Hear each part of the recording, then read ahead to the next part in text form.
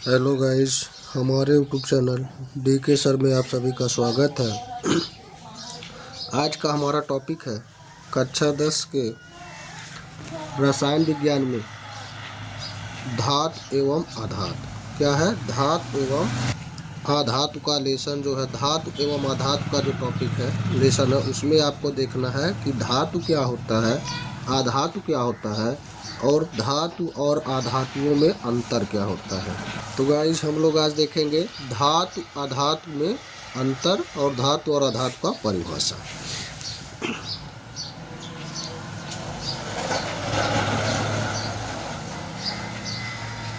ध्यान से देखेंगे थोड़ा गाइस। लिखा है यहाँ पे, हेडिंग है आपका धातु। क्या है? धातु यानी मेटल के बारे में। क्या है? मेटल यानी वे तत्व जो रासायनिक अपक्रिया, क्या रासायनिक अपक्रिया के दौरान, क्या रासायनिक अपक्रिया के दौरान अपने परमाणुओं में से, कहाँ से? अपने परमाणुओं में से एक या एक से अधिक, एक या एक से अधिक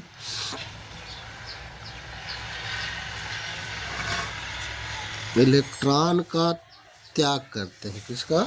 इलेक्ट्रॉन का क्या करते हैं गाइस? इलेक्ट्रॉन त्याग कर धनायन बनाने की प्रवृत्ति रखते हैं। वो क्या कहलाते हैं? धातु कहलाते हैं। यानी जो धातु यानी जो तत्व रासायनिक अपक्रिया में एक या एक से अधिक परमाणुओं का क्या यानी इलेक्ट्रॉनों का त्याग कर देते हैं, एक या एक से अधिक इलेक्ट्रॉनों का त्याग करते हैं और वह धनायन बनाने, त्याग करने के बाद भी धनायन बनाने की प्रवृत्ति रखते हैं, वो क्या कहलाते हैं? धातु कहलाते हैं। जैसे उदाहरण में देख लीजिए, लोहा, एल्यूमिनियम, चांदी, तांबा, सोना, platinum, tin, lead, zinc, sodium आदि, ये सब क्या होते हैं? धातु में आते हैं। इसमें आते हैं गाइस धातु हैं। फिर आगे देखते हैं अधातु यानी नॉन मेटल। पहले हम मेटल देखें, उसके बाद नॉन मेटल देखते हैं। वे तत्व जो रासायनिक अपक्रियाओं के दौरान एक या एक से अधिक इलेक्ट्रॉन ग्रहण करके क्या बनाते हैं? ऋणायन। यानी आप ध्यान देंगे कि जो धातु होते हैं वह धनायन बनाने की प्रवृत्ति रखते हैं और जो अधातु होते हैं यह ऋणायन बनाने की प्रवृत्ति रखते हैं। इसके अलावा एक खास बात और, जो धातु होते हैं वह इलेक्ट्रॉनों का त्याग करते हैं और अधातु जो होते हैं इलेक्ट्रॉनों को ग्रहण करते हैं। तो ग्रहण करके ऋणायन बनाने की प्रवृत्ति रखते हैं, अधातु कहलाते हैं। क्या कहलाते हैं? अधातु कहलाते हैं। जैसे देखेंगे carbon, sulphur, iodine, oxygen, hydrogen आदि, ये सब मिलकर के आपको क्या होगा? अधातु होगा। ये हो गया आपका धातु और अधातु का क्या हो गया? डिफिनीशन हो गया, परिभाषा हो गया।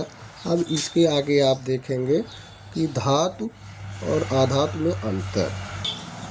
गाइस बच्चों देखिए, धातु एवं अधातुओं में अंतर, ये धातु है और ये अधातु है। धातु में पहला अंतर क्या होता है? सभी धातु सामान्य ताप पर ठोस होती हैं। क्या होती हैं? ठोस होती हैं। सभी प्रकार की जो धातुएं होती हैं वह सामान्य ताप पर ठोस होती हैं, लेकिन पारा क्या होता है? ये तरल में होता है, तरल रूप में होता है, यानी लिक्विड रूप में होता है। और अधातु में क्या होती है? सामान्य ताप पर तीनों अवस्थाओं में पाई जाती हैं। क्या होती हैं? सामान्य ताप पर तीनों अवस्थाओं में पाई जाती हैं। नेक्स्ट है, धातुएं तन्य तथा अगाध वर्धनीय होती हैं और अधातुएं क्या होती हैं? भंगुर होती हैं। क्या होती हैं? भंगुर होती हैं। और अगला आपका है तीसरा नंबर, धातुएं प्रायः चमकदार होती हैं। तो बच्चों, जो धातु होता है उसको पहचानने के लिए, यानी हम देखते हैं जब धातु होता है वो हमेशा क्या होता है? चमकता है। क्या होता है? चमकता, यानी चमकदार होता है। और अधातु में क्या होता है? कोई धात्विक चमक नहीं होती। अधातु में क्या होता है? कोई धात्विक चमक नहीं होती है। नेक्स्ट है, धातुओं के गलनांक तथा क्वथनांक बहुत अधिक होते हैं। धातुओं को अत्यधिक गलनांक और क्वथनांक में गलाया जाता है, पिघलाया जाता है, और अधातुओं के गलनांक और क्वथनांक क्या होते हैं? कम होते हैं।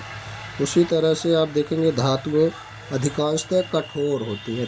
अधिकांश धातुएं क्या होती हैं? कठोर होती हैं, लेकिन अधातुएं क्या होती हैं? उनकी कठोरता भिन्न भिन्न होती है। अधातुओं की कठोरता कैसी होती है? तो बच्चों देखेंगे अधातुओं की कठोरता कैसे होती है? भिन्न भिन्न होती है।